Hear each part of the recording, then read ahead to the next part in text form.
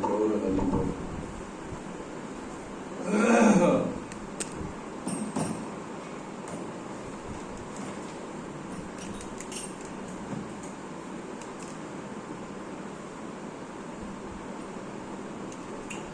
Jai Saparikar, Shri Shri Guru Gauranga, Gandharvika Gurudhari, Shri Shri Radha Vinodi Harijiv Ki Jai. Jai Nityananda Pravishna, Om Vishnu Pad Paramahansa, Ashtatarasata, Shri Srila A.C. Bhaktivedanta Swami Maharaj, Srila Prabhupada Ki Jai. Jai Nityananda Pravishna, Om Vishnu Pad Paramahansa, Ashtatarasata, Shri Srila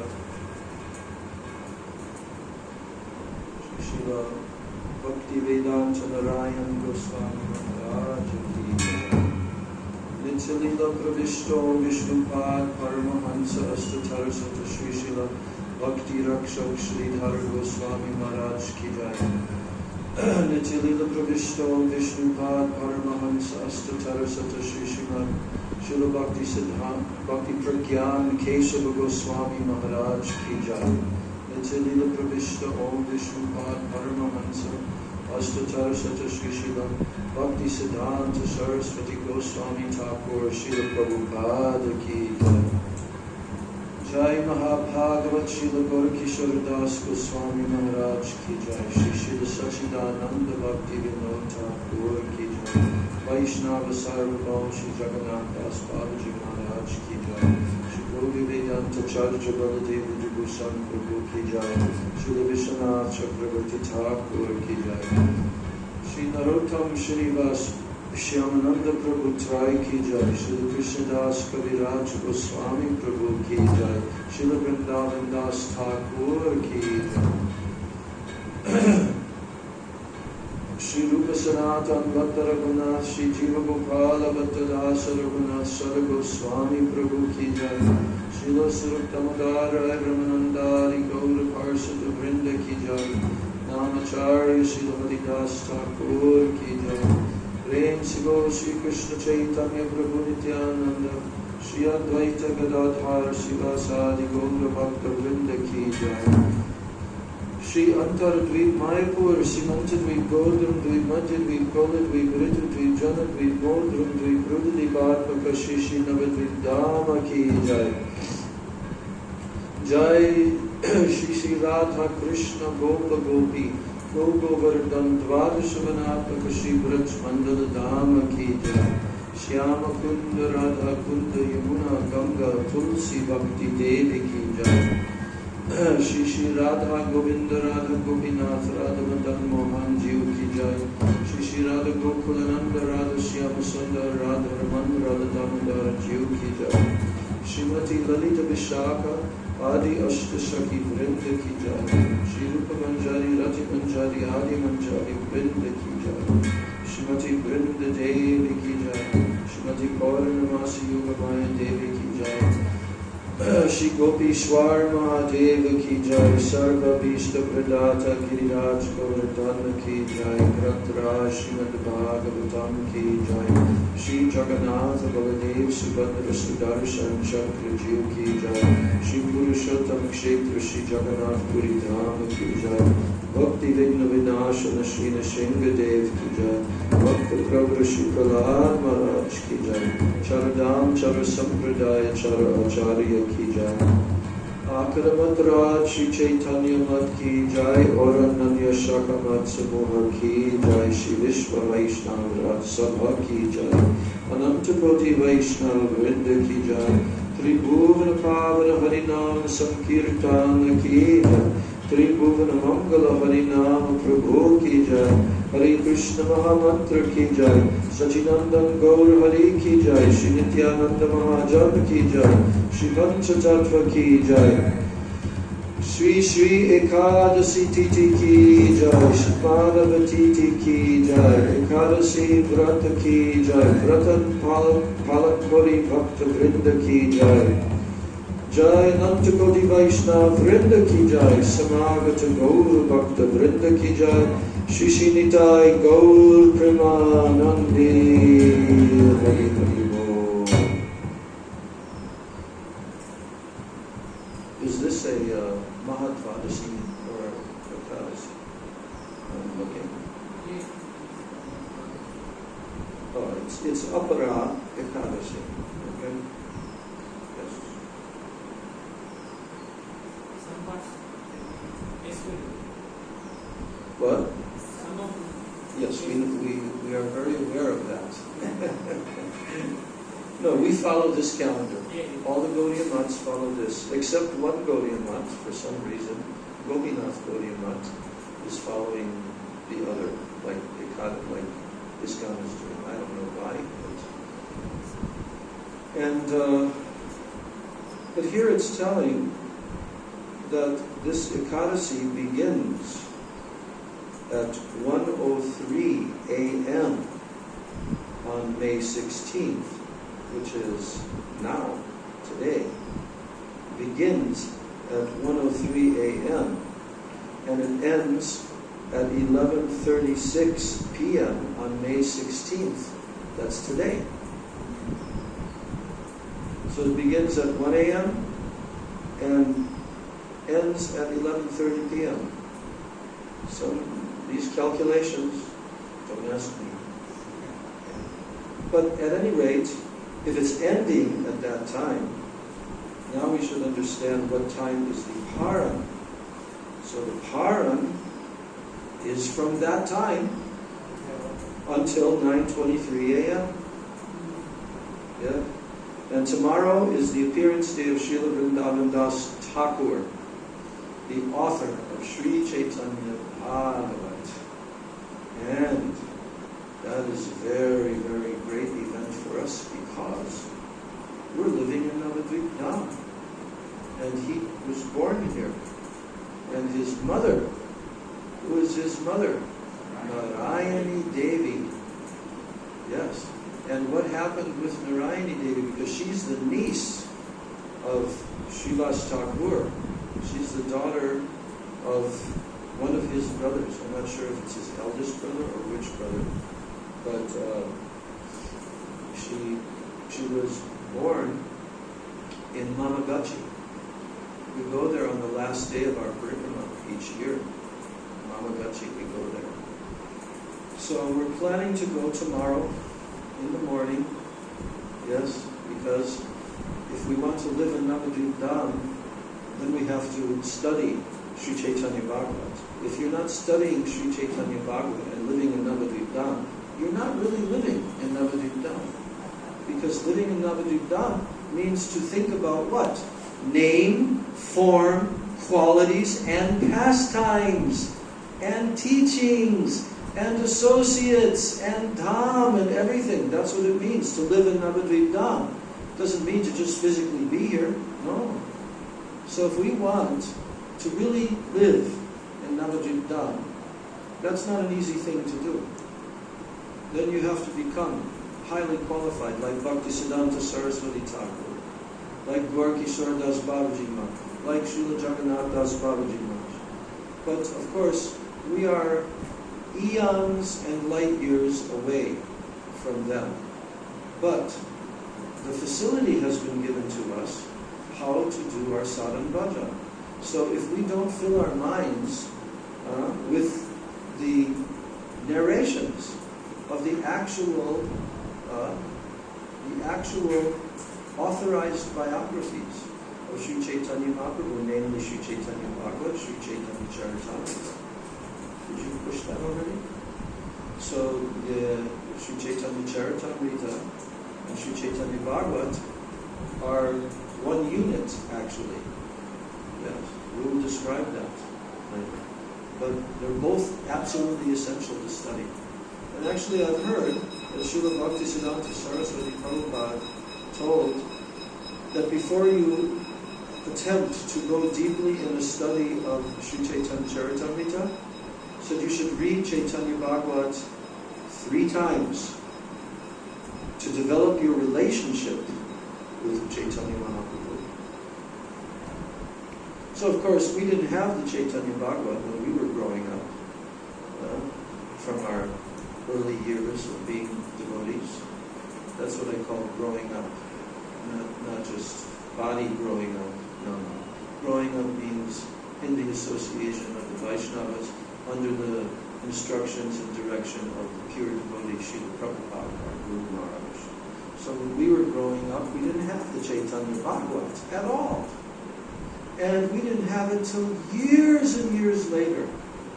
I don't quite remember exactly when the Chaitanya Bhagavat became first available.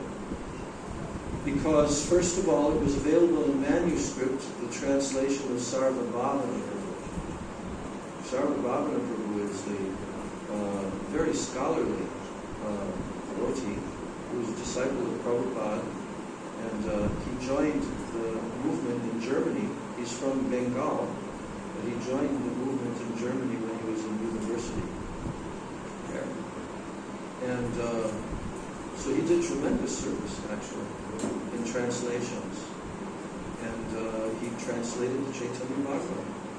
Then after that, because it wasn't yet printed in book form, no one yet printed it in book form. It was like we first read it in these photocopy manuscript kind of things, you know? That's when we first got acquainted with it. But when was that? It was like somewhere in the late 80s, I think. The late 80s. So practically 20 years we didn't have Chaitanya Bhagavat. But we had Chaitanya Charitamrita, and that's what we studied. So then after, what I understand is that Srila Bhaktivinoda Puri Maharaj got a hold of that manuscript and he decided to print it. So therefore the first copy in book form that we saw it was just the English. There's no Bengali or anything. And it was a slightly thinner copy than the big unabridged that we now have. That unabridged was done in around the late 90s. No, mid-90s. Beginning to mid-90s. They took the original manuscript and also the somewhat edited book of Bhaktivinoda Puri Maharaj. And I'm not sure if that book was even complete. It had all the chapters and everything. But it was quite comparable to the final version that we have now. And that final version was edited by a godbrother from England named Keshi Damana. And Keshi Damana was very adept in his English editing, so he's fleshed out that in a very attractive way, mostly attractive. And so we have that. And that's great to read. But not only that, then another Bengali disciple of Srila Prabhupada, named Bhumipati, Iskan devotee, he translated in a team of devotees. What's the other devotee's name who was doing the editing? Another Prabhupada disciple. I can't remember right now. But they produced the entire Chaitanya Bhagavat in 7 volumes. 7 volumes with the purport, with the commentary of Srila Bhaktisiddhanta Saraswati Thakur. And that is amazing. But it takes quite a while to read that. So in the beginning it's good to just go through the whole Chaitanya Bhagavat. It's like reading a story book. It's so nice. Very comfortable reading for English persons. And it's been translated into Russian as far as I understand also. It's been translated into Russian language.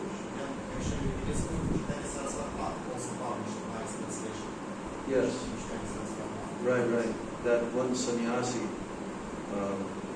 that Russian sannyasi, he actually hired translators of our Gurudev because they needed to make some money, so he hired them and they helped to translate various books of Srila Sridhar Maharaj. He also paid for that, to have all books of Srila Sridhar Maharaj translated into Russian language. So, and the Chaitanya Bhagavat, the whole thing. Of course, ISKCON has done the translation, the BBT Russian version of Prabhupada's books, Chaitanya Charitamrita. So, that's available. is available. So now, what I'm saying is that this is a treasure house. And if we're living in Navadvip Dham, but we don't take advantage of Chaitanya Bhagavat, it's actually a loss. It's a loss. Because I've experienced reading that everywhere else. But when you read it in the Dham, where Mahaprabhu, the power of the Dham brings it to life like never before. It's really amazing. That's my experience. So that should be done on a regular basis, actually. Once a year, why not? Once a year. Read just the English version. And once every, couple of years, read through all the other versions. Like that. What do you think? Is that a good idea? Yeah? Now, I'm asking a question. How many of you have read Chaitanya Bhagavat in your life? Yeah? Which version? Just the English, without the Bengali. Okay, what does that mean? More than once? Okay. Anyone else has read Chaitanya Bhagavat? I have heard from YouTube. What? Heard from YouTube. You heard? From YouTube. Yeah. There is audio. Yeah. So the answer is no. You haven't read the Chaitanya Bhagavat. Shame on you. You're a Navadvipa Vasi. You understand Bengali. So now you should make a vow that you will read it. You will read that Chaitanya Bhagavat. Because you can read it in the original Bengali with the original commentary of Bhaktisiddhanta Saraswati Thakur. Do that. You will thank me for nudging you and forcing me. You will thank me after you read that. Because there's a huge difference between hearing a reading of it and reading it yourself. Huge difference. That's my experience. Definitely. It's nice.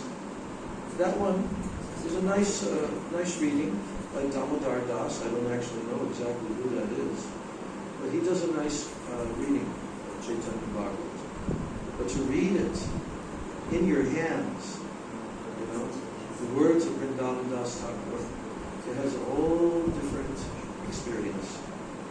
So I guess none of you have read Chaitanya Bhagavat. When I asked for raised hands, none of you raised. Oh, even you, China. I started reading the Rishikesh book last year, and that stopped. That was the first time you started? After living in Navadvip for 14 or 12 years? Huh? Oh. The Bengali is really hard, and I've only just gotten to the level where I can really appreciate the Bengali version. And I'm starting with Madhukar now. We've taken it. Oh yeah, Madhukar mentioned. So we're doing it together. Yeah. Well, you're going to have to get punished by Lord Nityananda. You know how Lord Nityananda punishes people? One of the punishments is that he tells them you have to throw a festival, like Raghunath Das Goswami, and you have to feed all the Vaishnavas. So I'm electing that your punishment very soon should be throwing a lasagna feast that you personally prepare and offer to Lord Nityananda, Mahaprabhu. I guess I'll use that. Very severe punishment. Yes. All right.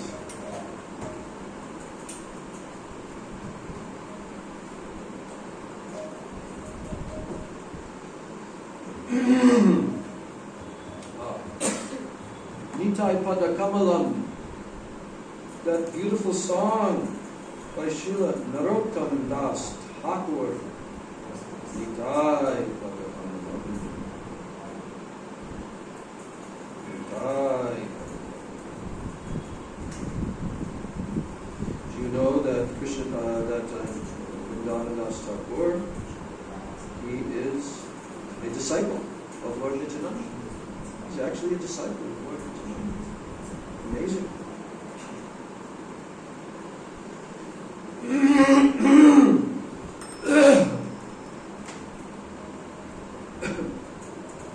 Nitai Pada Kamala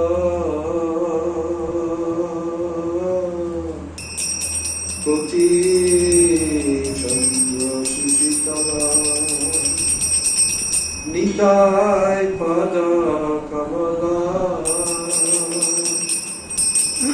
Koti Chandra Susitana Nitai Pada Kamala Koti Chandra Susitana Nitai Pada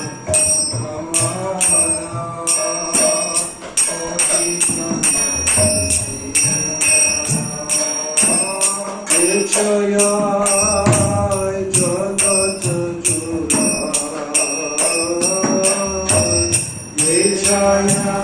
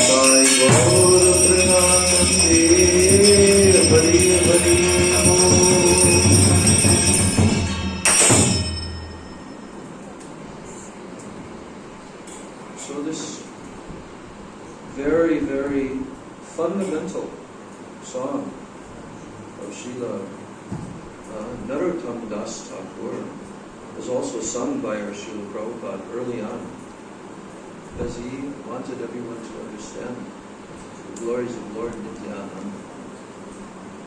So these 4 shlokas contain very deep tattva about Lord Nityananda. If you want to know Nityananda tattva, then you have to read the 5th chapter of Adi Leela, which is, this is 5th or 6th? Yeah, 5th chapter of Adi Leela. The 6th chapter is Advaita Tattva. But the 5th chapter, very in-depth study of Nityananda Tattva.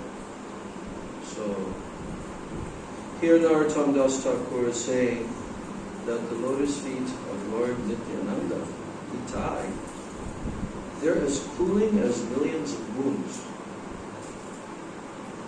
So, when you read also Srila Prabhupada, he spoke his purport to after he sang the song on his tape recorder, then he also told the purport.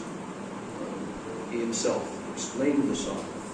But I'm just touching on a few important points. That Yechayai Jagata Jurai. Yechayai Jagat Jurai. You know what Jurai means? Jurai. What's the meaning of Jurai? Hey, Bengali Baba. What's the meaning of Jurai? What? Jurai. What's the meaning of the word, the Bengali word Jurai? No. Sushitala. That means cooling. But the word Jurai does not mean cooling. Otherwise, Narottam Das Thakur is repeating himself in the same sentence. He's saying the 2 lotus feet of Lord Nityananda are as cooling as millions of moons. Koti Chandra Sushitala. That means cooling. But not Jurai. I don't know in modern Bengali, but in the Bengali of our acharyas, Jurai means relief. Relief. After hearing this, I am so much pleased. What? After hearing this, I am so much pleased. What? Hearing what? Jurai means. Yeah. Jurai. Yeah. I am so much pleased. Yes. Yechayai Jagat Jurai. Chayai means shade. Chayai. Okay? So, that person, those persons who come under the shade of the cooling lotus feet of Lord Nityananda, which are as cooling as millions of moons, Yechayai Jagat Jurai. That means the entire universe can get Jurai, relief. Just like we experience that almost every day here. Now is the summertime, and you go out in the very hot, penetrating sun in the middle of the day. Right? And even if you come upon just one shade tree as you're walking, you immediately feel the difference. There's at least 10, in Fahrenheit temperature, degrees difference in the shade of the tree. And especially if it's a big tree, yes, then even more cool. So here, Narottam Das Thakur has very nicely explained that we are all burning in the fire of this material existence. We're burning! But we think, oh, it's very nice, very nice. All we're doing is burning. Burning! Is burning a pleasant sensation? No. Is cooling a pleasant sensation? Yes. Especially after you've been burning.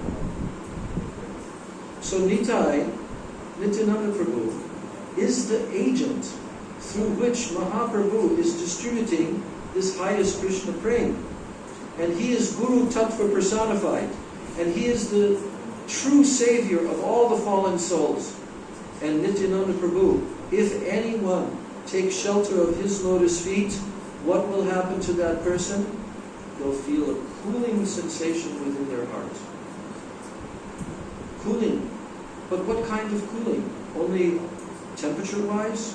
No. Relief from the burning, anxiety, frustration, torturing suffering of material existence. That's the result of taking shelter of the lotus feet of Lord Nityananda. And then, immediately in the very beginning of the song, Narottam Das Thakur is informing everyone, you want to worship Radha and Krishna? Yes? Is that what you want to do? He's asking. You want to worship Radha and Krishna? You want to attain the highest perfection in the spiritual world by becoming an associate of Radha and Krishna, by serving their lotus feet eternally in the association of the Braja Gopis and all the Vrajvasis. So is that what you want? You want that? Hey, all devotees, do you want that? Yes. You know how you're going to get it? There's no other way. There's only one way. Through the mercy of Lord Nityananda. Did you know that? You cannot go directly to Radha and Krishna. Neither can you go directly to Gauranga. You have to go through Nityananda. And here specifically he says, Eno nitai vine vai. Oh my dear brothers. Oh my dear brothers. That means sisters also. Eno nitai vine vai. Without Lord Nityananda, without the shelter of his lotus feet, without the cooling shade of his lotus feet, then what? Radha Krishna Paitenai. You'll not attain Radha Krishna, not possible. Nai. Paitenai, you cannot attain them. You cannot attain the worship of Radha Krishna without Nityananda. So therefore, he is suggesting Dridha Kodi Dharo Nitai. What does that mean? That means Dridha. Dridha means very, very firmly. Dridha Kodi Dharo. Hold on. Very firmly. To what? Dharo Nitai Pai. To the two lotus feet of Sri Nityananda. Very firmly. So how do we do that in our spiritual life? Well, guess what? Lord Nityananda has also expanded himself everywhere throughout the creation in the form of Sri Guru Tattva. And if someone takes shelter of Sri Guru and follows their instructions faithfully, with faith, then what will happen? This will happen. You'll get soothing, cooling relief to your heart. Just like Mahaprabhu says, Chaitodarpana Marjanam, Bhava Mahadavagni Nirvapanam. The great raging forest fire, Mahadavagni, it will be extinguished, Nirvapanam. Material existence. Bhava means this material existence. Mahadavagni, the great forest fire of this material existence, will be extinguished. So only through Sri Guru Tattva can we attain anything. And if someone does not have shelter of the lotus feet of Sri Guru, if they have not yet understood, or they have not yet, their good fortune has not yet quite blossomed, that they have come in direct contact with Sri Guru in this world, then that person, they will have to pray, they will have to search, they will have to try to perform bhakti. But until and unless someone surrenders to Sri Guru in their human form of life, they cannot attain spiritual perfection. Definitely not. Definitely not. Even if they chant thousands and millions of rounds. It's true. Even if they live in Vrindavan. But if they do not have a guru, and they're surrendering to Sri Guru, they cannot get the fruits. They cannot. So Nityananda Prabhu, he has expanded himself unlimitedly because he's Baladev Prabhu. He's directly Baladev, the first expansion of Godhead, the first expansion of Lord Krishna.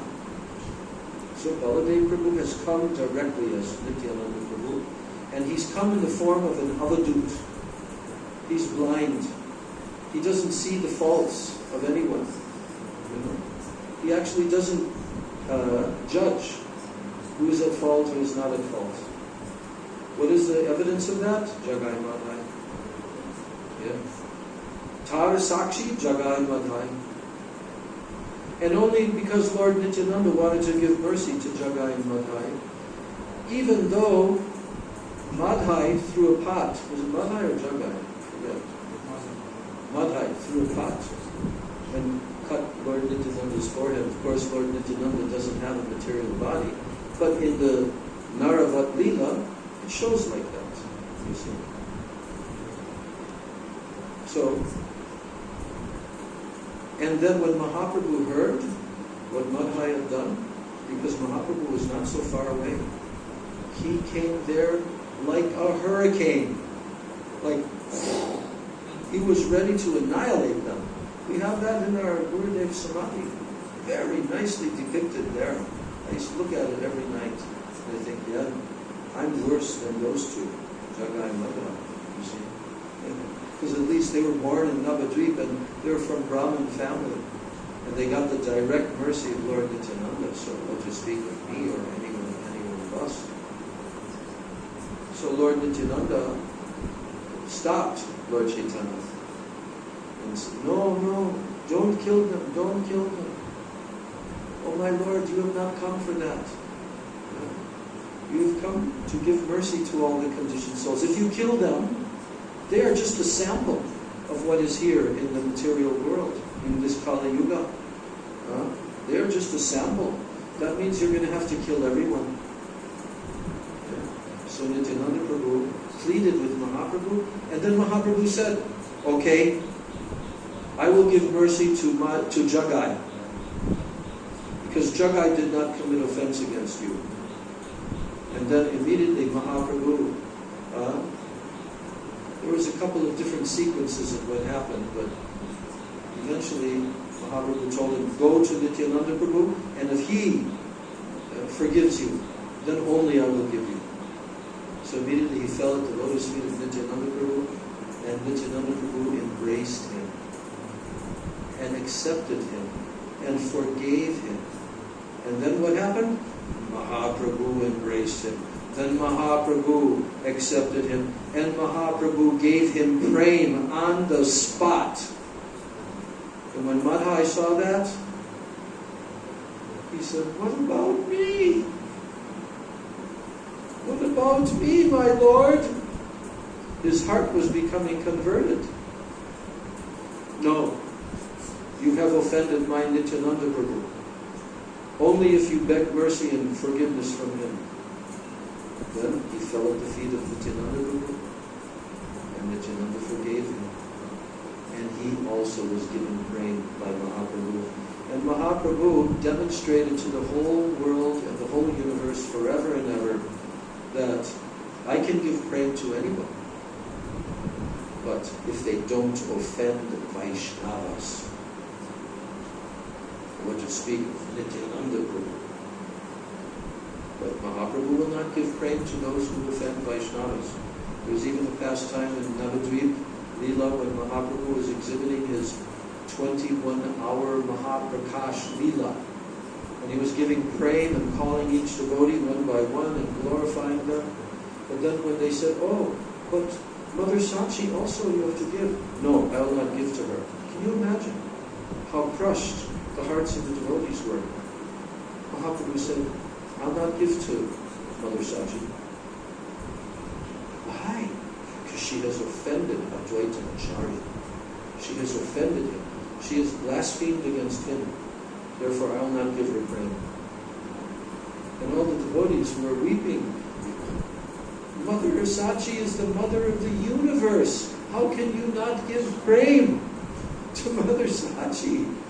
Only I will give prema if she receives forgiveness from Advaitacharya. And Advaitacharya just so happened to be there. And she immediately fell at Advaitacharya's feet. And then Mahaprabhu immediately gave Mother Sachi prema. Of course, these are pastimes. Mother Sachi is the eternal mother, and she has eternal prema. But in the Navadvip Leela, Mahaprabhu is teaching through his associates. You understand? He's teaching through his associates. So like that, Eno Nitai Vine by Radha Krishna Vaite. Impossible. So there's so many more beautiful conceptions in this song.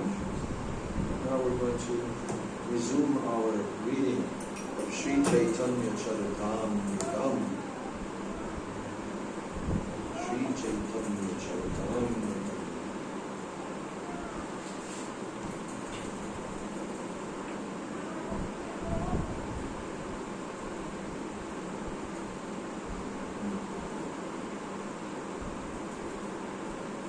Alright, we've come up to verse 165 of the 4th chapter of Adi Leela, Sri Chaitanya Charitamrita. Om Jnana Timirandasya Jnanam Shalakaya Chakshuran Militam Yena Tasmai Shri Gurave Namah Ukam Kuroti Vachalam Bhagvam Langayate Girim Yat Kripa Tamaham Bande Shri Gurum.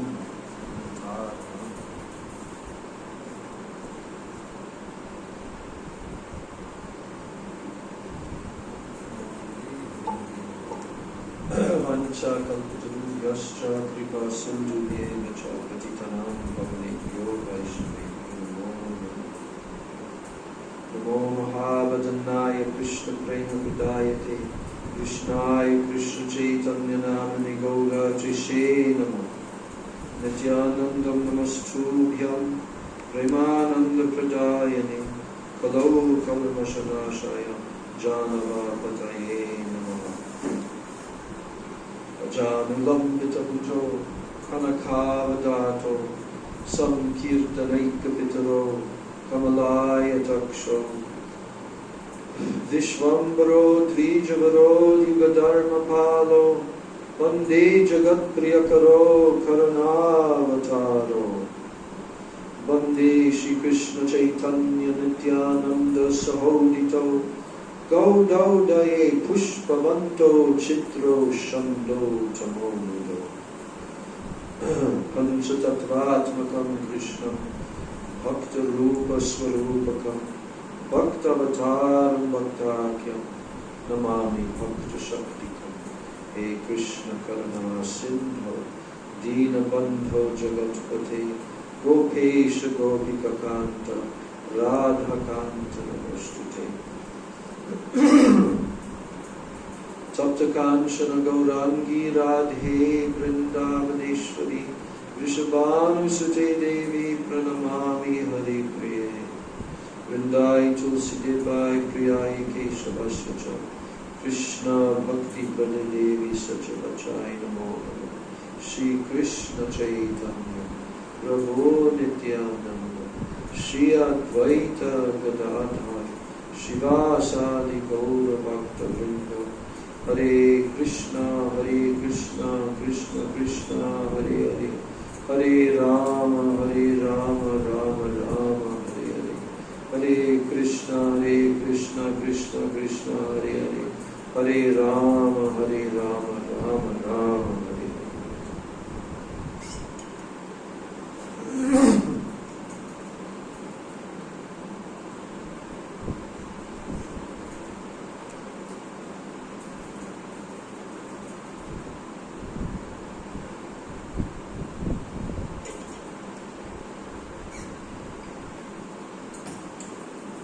First of all, I'm offering my unlimited Dandavat pranams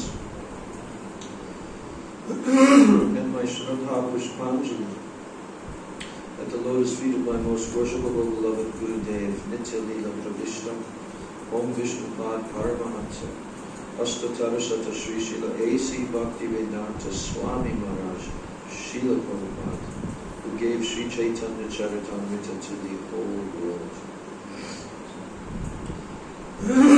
Then I'm offering my same unlimited Dandavat Pranams and my Shraddha Pushpanjali at the lotus feet of my most worshipable beloved Siksha Gurudevs, Nitya Leela Pravishta, Om Vishnu Pad Paramahansa, Ashtatarashata Sri Srila Bhakti Rakshak Sridhar Goswami Maharaj, and Nitya Leela Pravishta Om Vishnu Pad Paramahansa, Ashtatarashata Sri Srila Bhakti Vedanta Narayan Goswami Maharaj.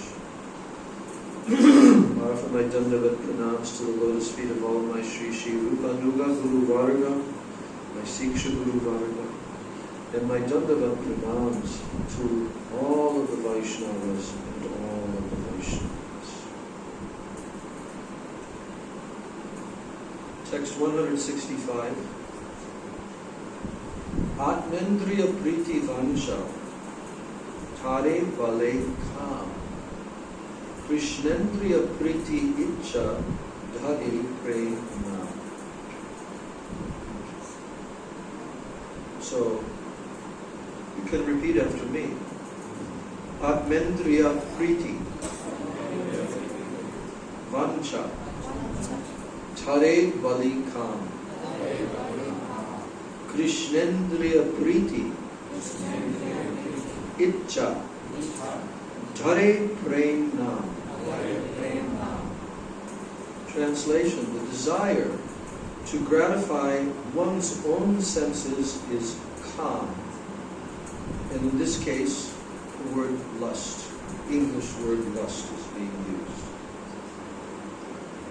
Even though the Sanskrit word is the same, kam. Material lust is called kam, but transcendental is also called kam. That's why Krishna's name is Kamadeva. He is the supreme transcendental Cupid. So, but here, the word prem is being used instead of kam, although in the literatures of the Goswamis and in Srimad Bhagavatam, the gopis, they experience what is called kam, but it's not material lust. There's a vast difference. We've already explained that in the previous class. Kaviraj Goswami has told about the difference between gold and iron. Huge difference.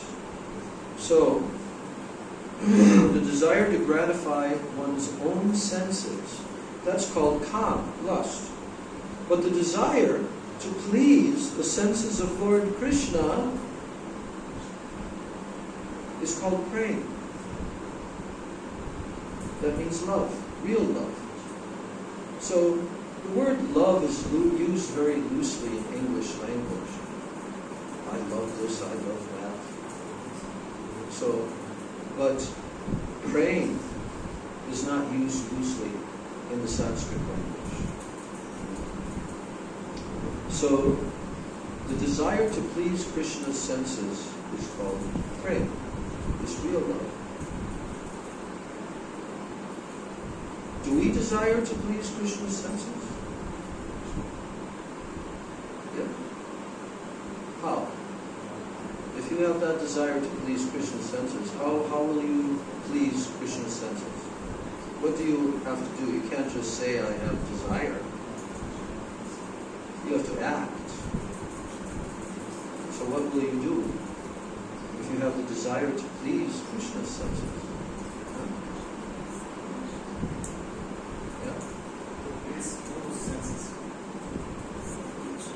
Okay, that's the beginning.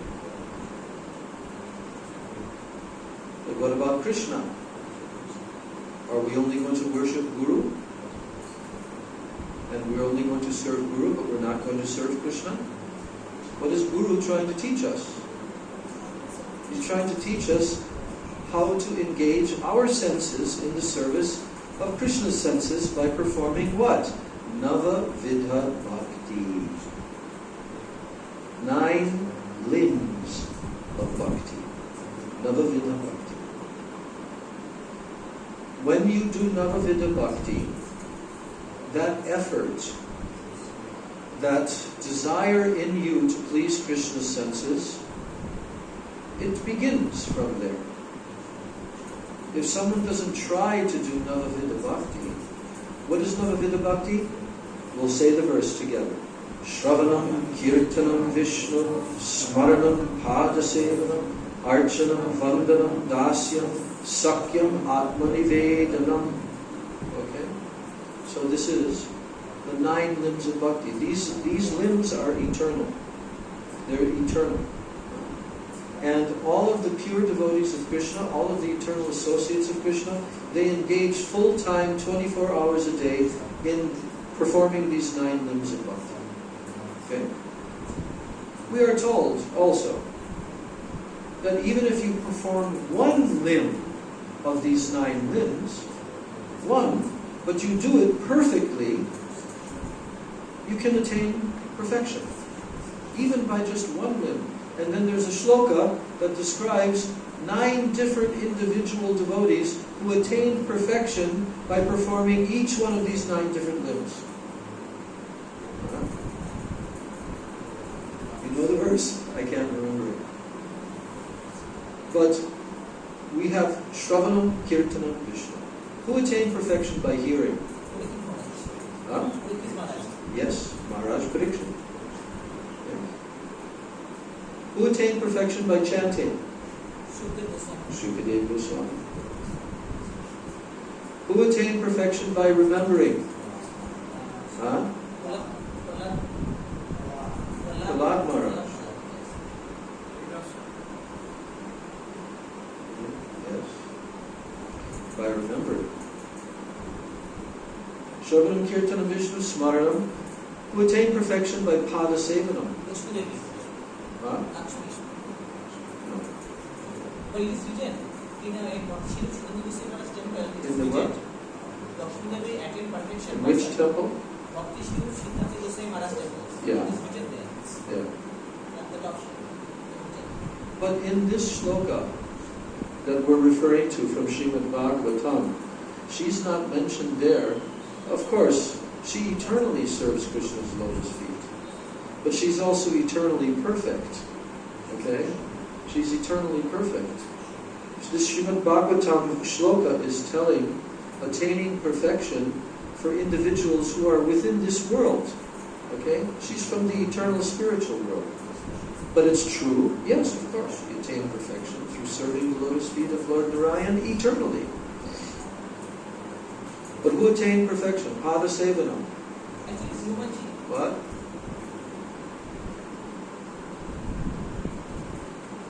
Okay.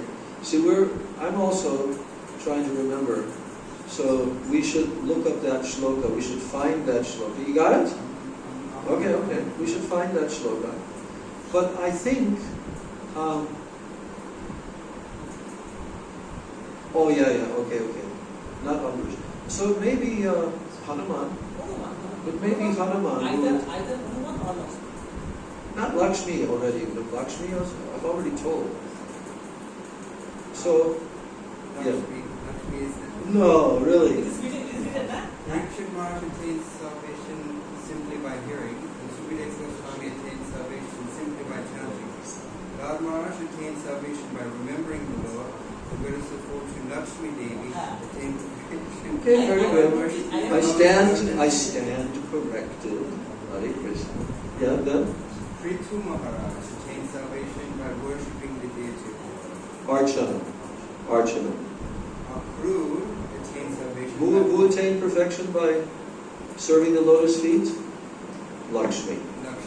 Then so, Pada Sevanam, Archana, and then Prithu Maharaj attained perfection from worshipping the form of the Lord.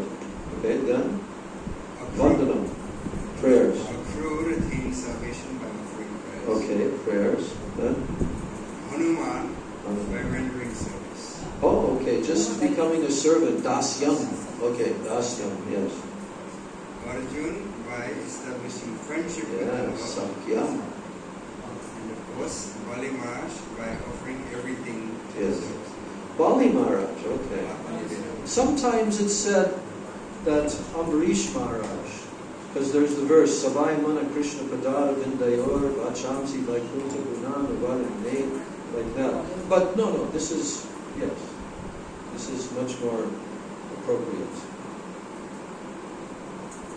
So, Bali Maharaj surrendered everything. He had to. He didn't have a choice.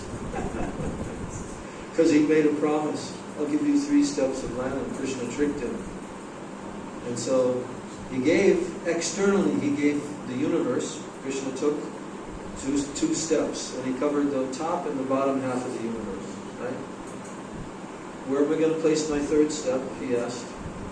And then he got the realization, my dear Lord, please place it on my head. So by offering his head to be stepped on by Lord Vishnu in the form of Vamanadev, he attained absolute perfection. He surrendered everything, you see. So the point here is that the performance of bhakti is so powerful. Even in the beginning stages, especially beginning stages after one has accepted the shelter of the lotus feet of Sri Guru, spiritual master, that even in the preliminary stages of bhakti, because you cannot do bhakti without one very important ingredient that you possess. Bhakti cannot be done unless one has what? Shraddha, faith. Shraddha is the beginning of bhakti. Shraddha is the beginning of the performance of bhakti also. So, if a person, let's say a person comes in contact with Lord Chaitanya Mahaprabhu's movement, and they've never heard of Lord Krishna, Mahaprabhu, Mahamantra, they're brand new. But yet upon hearing, what happens to them? They say, oh, they become very, very attractive. Oh, I like this. Yes, this is very, very interesting. I want to hear more. They have eagerness like this. And then, when they hear, then immediately they say, yes, I want to do this in my life. And they become devotee. That means that they have Shraddha. Do you know that? That means that Shraddha has already dawned in their heart. What is that the result of? Sadhu Sangha in previous lives. Sadhu Sangha in previous lives. Otherwise, where is that Shraddha going to come from? These are samskaras. And that person, already in a previous life, had done this. Now in this life they're continuing. You see? But without Shraddha, no one can do bhakti, actually. Because bhakti is not just external. Bhakti means the desire to please Krishna's senses. And in the beginning, we have mixed. We want to please our senses, and we also want to try to please Krishna's senses. So then there's various permutations of bhakti. Different levels of bhakti. But actually there's only one type of bhakti. Did you know that? Goswami describes that real bhakti. Because just like there's pure water and then there's impure water. So there's only one type of pure water. It's called pure water. It doesn't have anything mixed into it. Wherever you get it, all over the surface of the earth, it's pure water. But if the water is mixed with something, then you can't call it pure water. So the same way, Rupa Goswami has described what is real bhakti, because real bhakti means pure bhakti. Real bhakti means uttama bhakti. And we know the verse. That Rupa Goswami has given the definition. What is real bhakti? Anyabhilashita shunya, jnana karmadya navritam, anukulyena, Krishna Anushilanam Bhaktirutamam. And what is the main line in that verse? Not the first line, not the second line, the third line. Because when we were explaining it in front of Gurudev, then he chastised us. If we started with the first line, Anyavilash, no. You have to start with what? With the Swarup Lakshan of Bhakti. Not the Tatastha Lakshan. What is the inherent characteristics? Swarup Lakshan. Swarup Lakshan. So, that is in the third line. Third line means Anukul Yena Krishna Anushilana. Here the word Krishna is there, Krishna's name is there, and it's describing who is the recipient. Your efforts to serve the senses of Krishna. Anukul Yena Krishna Anushilana. Anushilana, that's a very big, there's so many different things to understand in the word Anushilanam, but it means a constant cultivation, not part-time. Not that I go to church or to the temple or to the mosque on Sunday or on Saturday or whatever. You know, everybody chose their day, but the rest of the week we do whatever the hell we want. Yeah, even on the same day. I remember this, going to church, being kind of forced to by my father. And everybody dresses up and polishes their shoes. And, well, my father was pious in that sense because he liked to serve in the church. So he became an usher. An usher is a person who shows you and walks you to your seat. He had that desire that I want to be a servant in the house of God. And not only that, but when I graduated from high school, when you have this yearbook, I don't know if they do that here in India or wherever, but in the West, when you graduate from high school, they print a yearbook and they have photos of all of the students who are graduating that year and of all of their classes and so forth.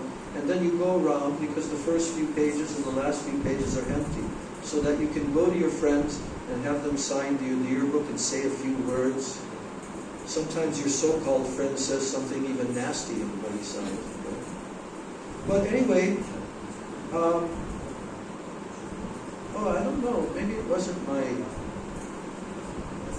Yeah, anyway. Either my high school or my grade school graduation book. But my father signed, I want that you should become a servant of God. Yeah, he signed that. He signed. Yes, he signed the book. And not only that, but I didn't discover this till years later, because you can look up the meaning of different names, like Western names, you know. So my Western given name was Jeffrey. And you know what it means? It means servant of God.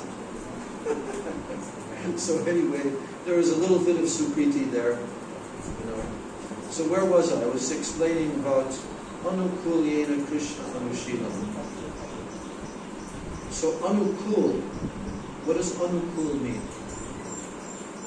It means favorable. Anukul. What is the meaning of unfavorable? What is the word for unfavorable? Pratikul. Anukul and pratikul. Everyone say Anukul. Pratikul. Anukul. Favorable. Pratikul. Unfavorable. Blaga, what is it? Blaga. Favorable? Blaga what? Yeah. Blaga priyatna. Blaga priyatna in Russian means favorable. And what is unfavorable? Nya blaga priyatna. Okay. Not favorable. Unfavorable. So, nyet. Alright, so you cannot do bhakti unless you want to do bhakti for Krishna's benefit.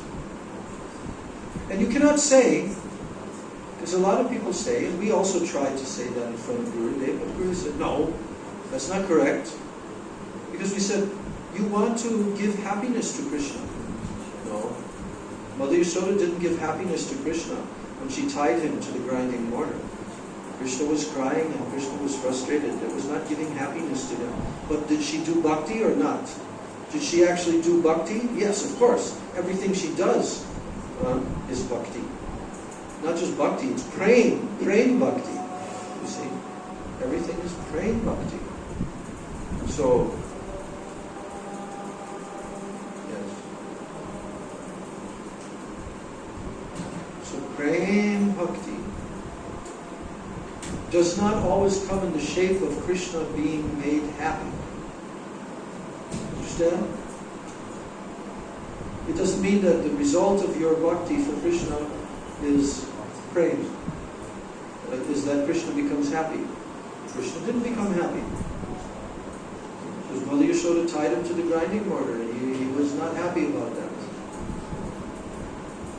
But he, of course, understands that Mother Yashoda is his beloved mother and whatever she does is for his good. But little children, they fight against that. Right? Little children fight against what their parents want them to do for their benefit. You see. Even they may slap and punish, pull the ears, but their motivation is what? That my child should benefit from this. Bhakti Vigyan Bharati Maharaj tells this story. I just read it today.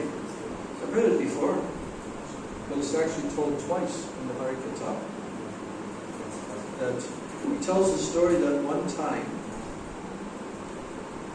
he was in Shanti Niketa, Shanti Nagar, some town, Shanti Nagar, I think. No, Shanti Nagar, not Shantipur. I don't know, because it didn't say Bengal. Anyway, when he came into that town, he was with another Vaishnava, another god brother. And when they came into the town, they suddenly saw a sight. There was a number of people standing there. And this man had this young boy tied to a tree. And he was beating him. The child is weeping and screaming. So, Bharati Maharaj thought, oh, how cruel is this person? And he's beating this young boy. So, thinking that he's going to save the boy from this being tortured like this, and thinking that maybe the boy stole something or whatever, because he didn't know that the person beating the boy was his father. So he came and he said to the man, he says, oh, I will give you some money, don't worry, please stop beating this child. That man, he came and paid obeisances at the feet of Bhaktivedanta Bharati Maharaj and the other Vaishnava, and he said, Maharaj, I am the boy's father. And I want to explain to you why I'm beating him. He says, I am a very poor laborer. I have a job in a grinding mill, and I get paid very, very little. I was never educated, so my life is always a struggle, because there is not enough sometimes to even buy food. My wife and I both, we were very concerned that our boy should not have to live such a life. Therefore, we are paying for his education. Somehow or other, my wife is sewing cloth into the night to make some extra money, to pay for his tuition, and also a tutor that comes to the house. Because the problem is that this boy, he has not been showing gratitude. He has not been behaving properly and taking this seriously, and he just wants to play. He named the name of a game that the Indian children play, Danda Guli or something. What? Guli. Guli Guli. Guli Yeah. Danda. Guli Danda, they have different names for it. And that means there's a stick and there's a stone or something? Or what? No, not a stick. Another stick. Oh, okay. Anyway. Oh, he just wants to play. And he's not coming and attending his classes and all of that. So, we are working very hard for him, for his benefit, so that in the future he doesn't have to live the life that I have lived.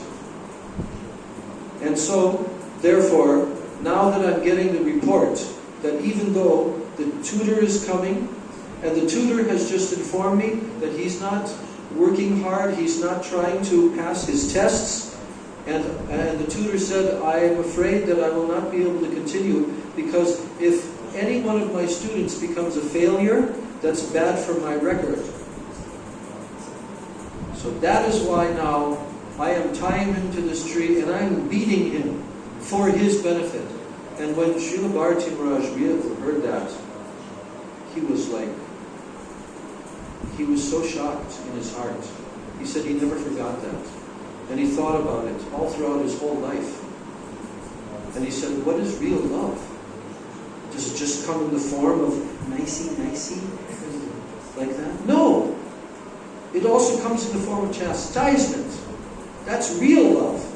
In this case, Bharati Maharaj had to admit that he was just a bystander and he did not understand the internal mood, the intention. That's the whole thing. It's not the outward thing. What was Mother Yashoda's intention? For Krishna's benefit, you see. So in the same way, within this world, love can be shown in that way sometimes, by chastising, and sometimes very heavy chastisement even. We've seen our Gurudev doing that. We have seen it. We have witnessed it. We've even been on the receiving end of it. Okay? But Srila Bharati Maharaj said, in another context, he said, if a disciple cannot receive the chastisement of Guru, but he only accepts the nice treatment of Guru, he misses out on 50% of Sri Guru's mercy. 50% of his mercy. Because 50% is the chastisement. So, this story illustrates that. Srila Bharati Maharaj realized that I don't even have a relationship with this boy. I don't know anything about it. But just outwardly it appeared that this was being treated very cruelly and very unfairly. But actually this was very intense love of the father to do that. And not only that, he explained that the mother was standing away some distance. She was standing at a distance. And also observing. And as soon as the beating was completed, she came, and with cow dung she began to... What is that? It's called love. So, what is bhakti? Bhakti means for Krishna's benefit. For Krishna's benefit. We have to understand this if we want to be devotees of Krishna, that when we do something, we should be thinking it's for Krishna's benefit. Sundar Gopal Prabhu said, Guru. That's also true. That's also bhakti. Because Guru is representative of Krishna. You cannot serve Krishna without serving Guru. So, but Guru is teaching us to serve Krishna. Even when we offer foodstuffs to Krishna, who do we offer it to? We offer it to Guru, and Guru offers it to Krishna. You see? So, in this way,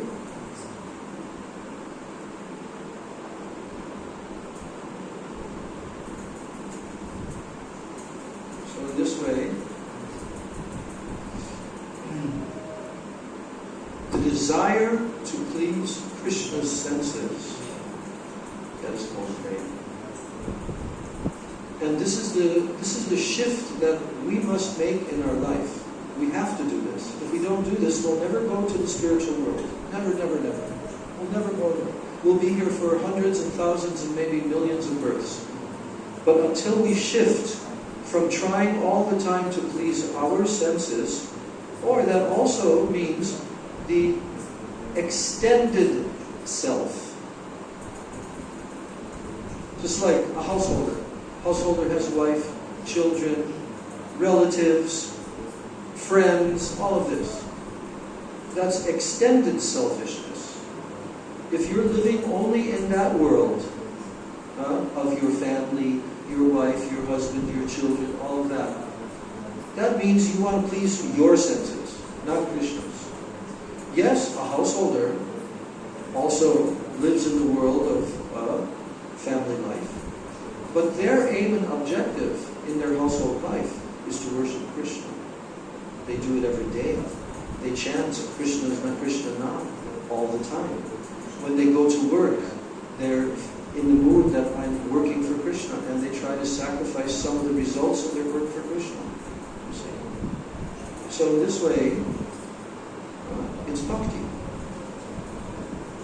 So we have to shift our whole awareness from serving our own senses, which we've been trying to do for a very, very long time. Did you know that?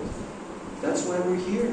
That's why we have this material body, because we just want to serve our own sense gratification. But bhakti life means now I'm going to try to serve the senses of Krishna and Krishna's pure devotees. That's bhakti. You see. So when we do that, purification comes into the heart. The heart becomes more and more purified. Bhajana kriya. And we enter into the serving life, the serving mood, the serving attitude. Not the enjoying life, the enjoyer mood. No. We've tried that.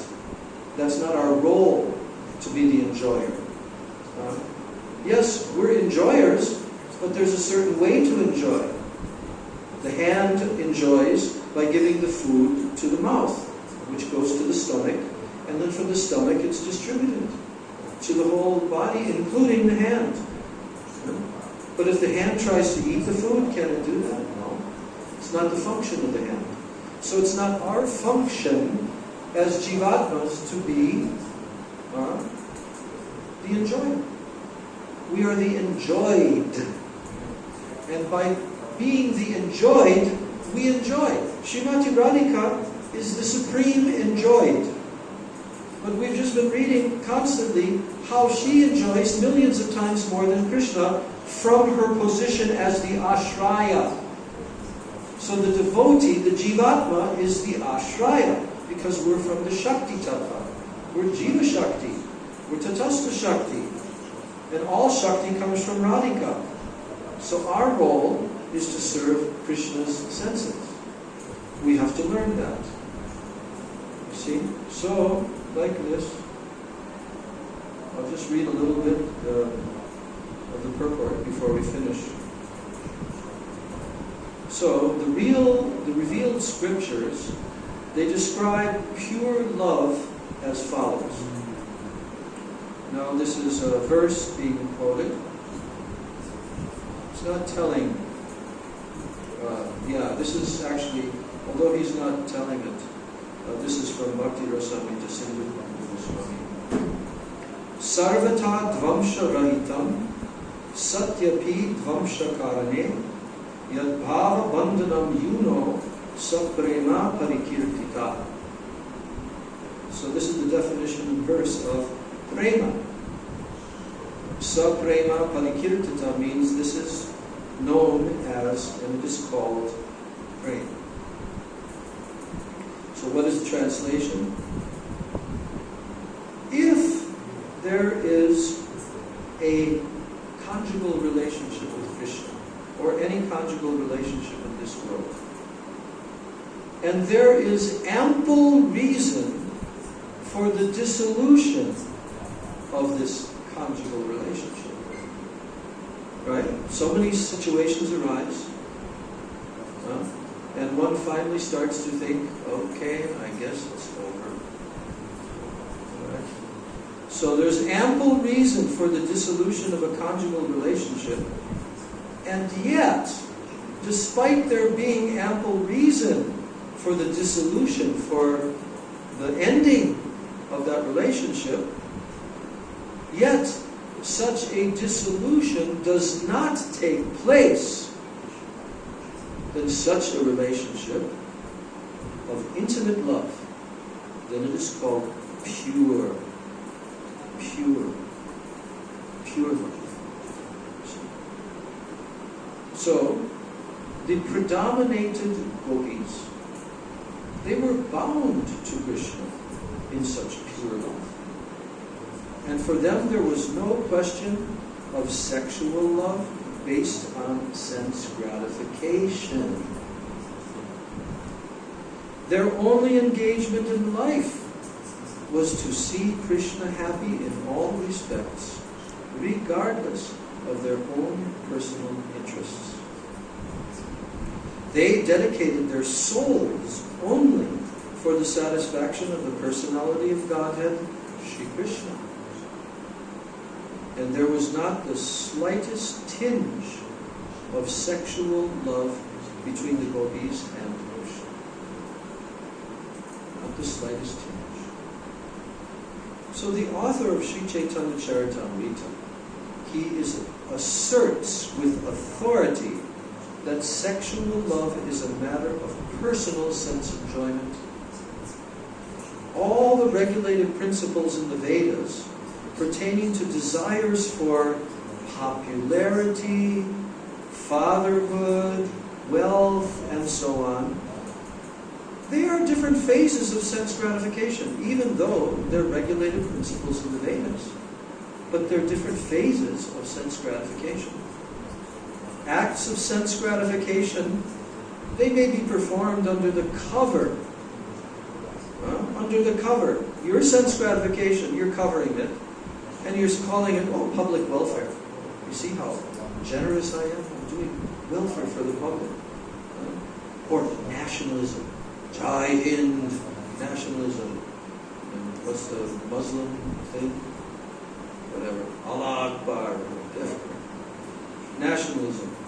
Religion. Even, I'm a very dharmic Brahman. No. Altruism. I'm very altruistic. I like to give charity. I like to help poor people by giving charity. Ethical codes. Yeah, nowadays there's big arguing about that all over the world. What's ethical and what's not ethical? Ethical means that human beings should follow this. But now they're trying to completely obliterate the mood of ethical dealings in human society. Biblical codes. I'm a very devout Christian. But I'm still going to eat my meat. Biblical codes. Health directives. Wow, this is a big long list, by the way. Whoa. What are we reading? We're reading that acts of sense gratification, they're actually just you trying to gratify your own senses, right? But they come under the guise, they come under the cover of public welfare, nationalism, religion, altruism, ethical codes, biblical codes, health directives. I got the jab. Because, we all got to be in this together. I'm doing this for you. No, you're not doing it for anyone except your selfish self, that's all. Because you're an idiot and a fool, and you believe all the false propaganda that this is going to protect you. And now you want to force that on everybody else. You're an idiot. Health directives. I'm continuing to read the list, all the covers, all the disguises. But the motivation is what? What's the motivation? Sense gratification for who? For me. I, me, mine. That's it. Fruit of action. I'm doing some work, I'm doing this, that, so that I get the fruits. But what is the result of the fruits? I will enjoy my senses with that result. Bashfulness. Oh, bashfulness. What's an example of personal, selfish sense gratification under the guise of bashfulness? I can think of some, but it will take time. We don't have so much time. All right. Tolerance. Oh, I'm being very tolerant. Very tolerant. You know, Gandhi. Prabhupada told Gandhi, what an absolute hypocrite. Because he was preaching ahimsa. Somebody challenged him, what will you do if someone comes to rape your wife? Will you still remain? Yes, I will remain. What a complete hypocrite.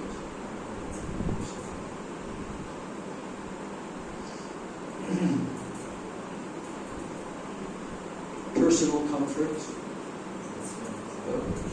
liberation from material bondage, progress, family affection, or fear of social ostracism or legal punishment.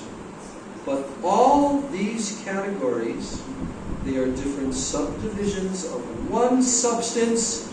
What is that? Sense gratification. Yes.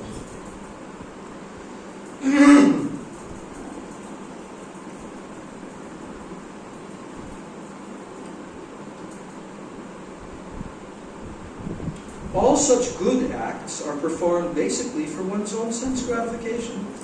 For no one can sacrifice his personal interests while discharging these much advertised moral and religious principles. They still attach their personal interests to it. Moral, religious, all these different principles, but they attach their personal sense gratification. But above all this, there is a transcendental stage in which one feels himself to be only an eternal servitor of Krishna, the absolute personality of God. All acts performed in this sense of servitude, they are called pure love of God because they are performed for the absolute sense gratification of Sri Krishna. However, any act performed for the purpose of enjoying its fruits or its results is an act of what? Sense. What? Sense what? So such actions are visible sometimes in gross and sometimes in subtle forms. So, very clear. Very clear. And we have to understand this very deeply, because this is the dividing line between what? Between calm, lust, and praying. The desire to please my senses, the desire to please Krishna's senses. Krishnendriya Priti Dansha. Hare Hare Prema. So in that way, we will finish here, and the next class we'll understand, because this is breaking it down even further. Why? Because before you hear about the gopis and Radha, you have to understand this. There's not the slightest tinge of personal sense gratification at all. So, the object of lust, this is the next verse that we'll study in the next class. The object of lust is only the enjoyment of one's own senses, that's all. But love caters to the enjoyment of Lord Krishna, and thus it is very powerful. Yes, prem to prabal. So we'll finish there. Gaur Premanandi. Shri Chaitanya Charitamritam ki Jai Shri Krishnadas Kaviraj Goswami Pada ki Jai, Shri Chaitanya Bhagavat ki Jai, Jai Shri Vrindavan Das Thakur ki Jai, Transcendental Appearance Day of Vrindavan Das Thakur tomorrow ki Jai, Jai Shri Ekadasi Titi ki Jai, Shri Madhava Titi ki Jai, Ekadasi Vrata ki Jai, Vrata Palan Kori Bhakta Vrinda ki Jai, Jai Nitai Gaur Premanandi.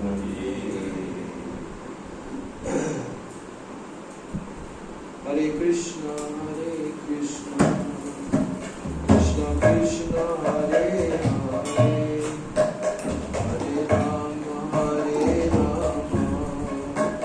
Rama Rama, Hare Hare, Hare Krishna, Krishna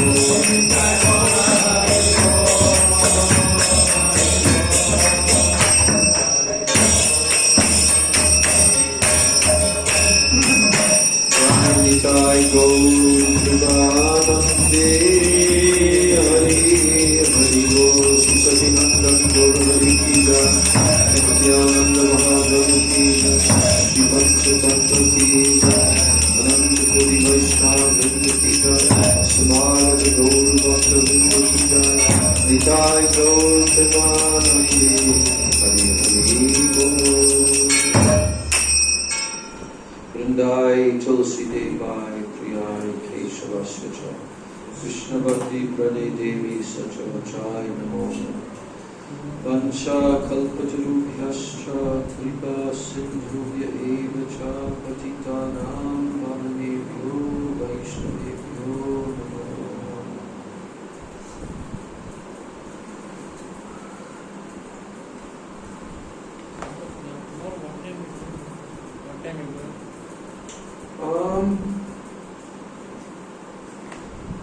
Tomorrow we'll go, I think around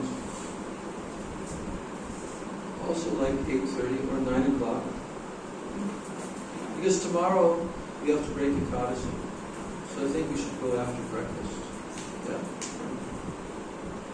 After breakfast. So I think 9:30. 9:30. Yeah. And how we will go, that I'm going to discuss. Because we can do the same thing that we did with furnishing the pali. And that is hire a taxi, which is the best way to do it. We'll be stopping at a couple of different places. There's a temple there, Saranga Murari, and then there's the house, the temple of Vrindavan Das Thakur. There's a Gaudiya Math temple. So, and we'll do Hari Katha there. And we'll talk a lot about Vrindavan Das Thakur and read some of his nectar from Sri Chaitanya Bhagavatam and all of that. And pray for his causeless mercy that we can study Sri Chaitanya Bhagavatam. So I think 9:30. We'll leave. Are you going to come here and go with us? Okay. Your wife also? Huh? I'll come. Oh, she's not well. No, she's take care of her mother. Oh, I see. Very good. Okay. All right. You want to come tomorrow? Okay, because if someone is not here by that time, 9:30, and also we have to know in advance, because that vehicle can hold 6, maybe maximum 7 devotees. So, of course, anyone can go from here by rickshaw. You just tell them Mamagachi. They know exactly where to go. Yeah. So, but for a group, it's better. You want to come tomorrow? I'll have to see exactly what his name is. Okay. So maybe Madhukar. Madhukar will probably come back tomorrow. Oh, he hasn't come yet. Okay. Okay. He was going to come today, but William is actually busy making a video for tomorrow. Oh, I see. Okay. Okay. But Anyway, here we have I'll 1, meet with that. 2, 3, 4, 5, 6. We have 6. Yeah, you just meet us there if you decide to Come by come. the car, we should be able to go to that and back. Oh, you'll just come alone.